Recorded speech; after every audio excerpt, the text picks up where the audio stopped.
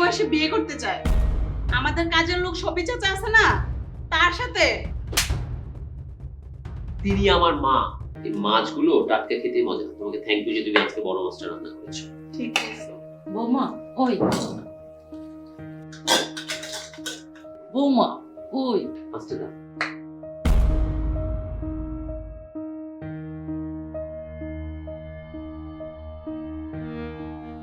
মাথা হ্যাঁ তোমার জন্য। সেই বৌমা? তো। ওই কি ব্যাপার? এই মা কখন থেকে ওই ওই কেন করছে বলো তো? বুঝো না, তোমার মা এই বয়সে বিয়ে করতে চায়। আমাদের কাজের লোক সবই চাচা আছে না, তার সাথে বিয়ের কথা বলতেছিল। কি হুম কি কি শুনছি এসব মা? ও আমাকে আগেই বলেছিল তোমাকে যাতে আমি বৃদ্ধাশ্রমে রেখে আসি। আমি রেখে আসিনি কেন? তোমাকে দয়া করেছিলাম, ভেবেছিলাম তুমি আমার মা, আমাকে জন্ম দিয়েছো, তোমাকে বাড়িতে রেখে দেবো, দায়িত্ব পালন করবো। কি শেয়ার হলো না শেষ পর্যন্ত কিনা কাজের লোকের সাথে। আমি তোমাকে আগেই বলেছিলাম ওনাকে আমাদের সাথে না রেখে বৃদ্ধাশ্রমে দিয়ে আসো। সেটাই ভুল হয়েছিল।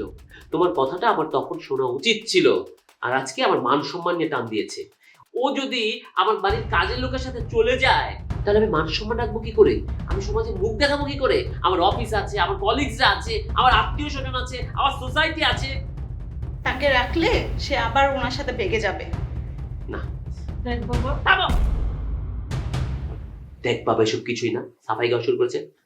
ভাত, তোমার ভাত খাওয়াচ্ছি আমি। ওঠো, দাঁড়াও, ওঠো, বাবা উঠো। আসো, চলো। এক কাপড়ে তোমাকে বাড়ি থেকে বের করে দেবো। তুমি যা করেছো, চলো চলো বাবা, চলো। আমি বাবার এমন কিছু করি নাই বাবা। একদম এই জায়গায় দাঁড়ায় থাকবা, একদম এই জায়গায় এইখানে দাঁড়ায় ভিক্ষা করে খাইবা। জঙ্গলের বাগে তোমার টাইনা খাইবো, কিন্তু তারপরে তুমি আমার বাড়িতে যাবে না, খবরদার বলে দিলাম। বাজান বাজান বাজান আমার কথাটা হন বাজান। আল্লাহ কিন্তু দুনিয়া খেয়ে তো ফড়াইতেছে। আল্লাহ আমার সন্তান যাইতেছে, যাক যেভাবে থাকুক আল্লাহ, আমার সন্তান তুমি ছয় সালামত তার ঘরে পৌঁছে দিও।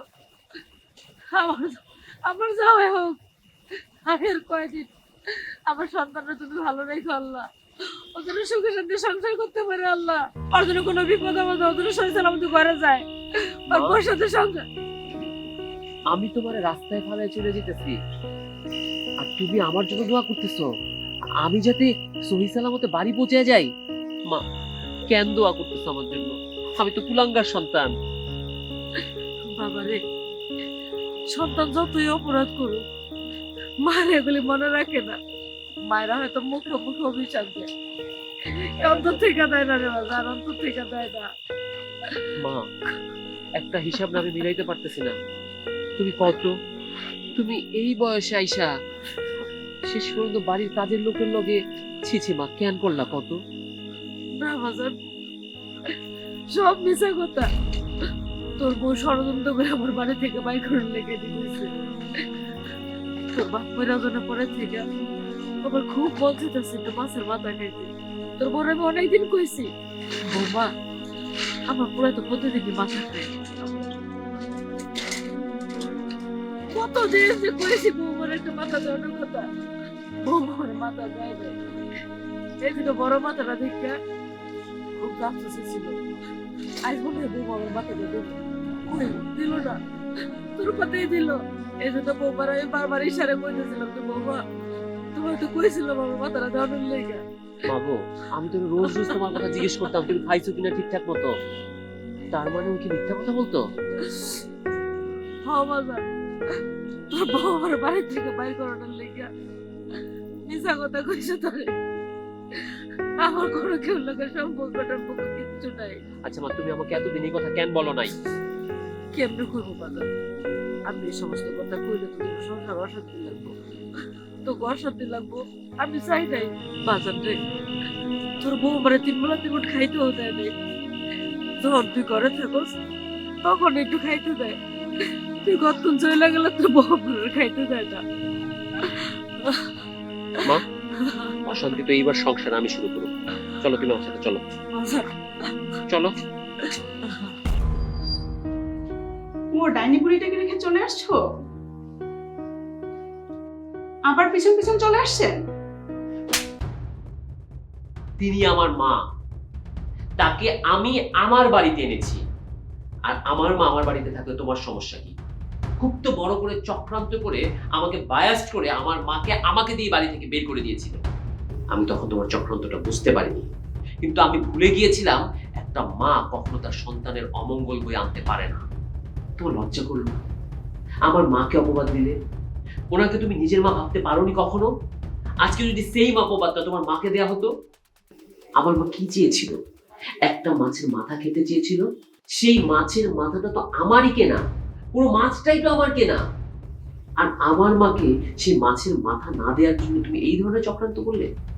শুধু একদিন নয়, আমার মা দিনের পর দিন মুখ বুঝে শুধু সহ্য করেছে সংসারটা টিকিয়ে রাখার জন্য। দিনের পর দিন তুমি মাকে খাবার দাওনি।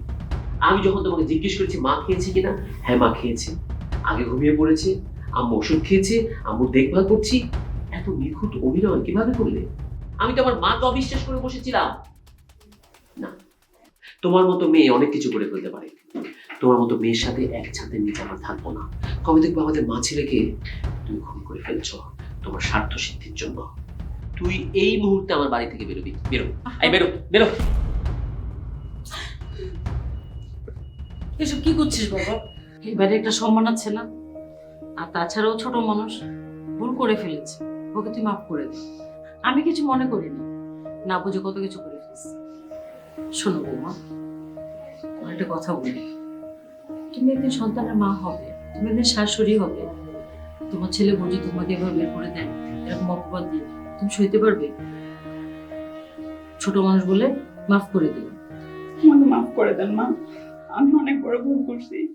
আমি আর এরকম ভুল কোনোদিন করবো না। আমাকে ক্ষমা করে দেন মা। ঠিক আছে, তোমার মাপ চেতে হবে, আমি কিচ্ছু মনে রাখিনি। দেখেছো, এই মাকে তুমি বাড়ি থেকে বের করে দিচ্ছিলে, আর এই মা তোমার সংসার যাতে না ভাঙে সেজন্য আমার কাছে রিকোয়েস্ট করছে। আর তোমার পর অপরাধটাকে মেয়ে মনে করে ভুল করে মাফ করে দিচ্ছে। এটাই তো মা। একটা কথা মাথায় রাখবে, তোমার মা যেমন তোমার মা, তোমার শাশুড়িও তোমার মা।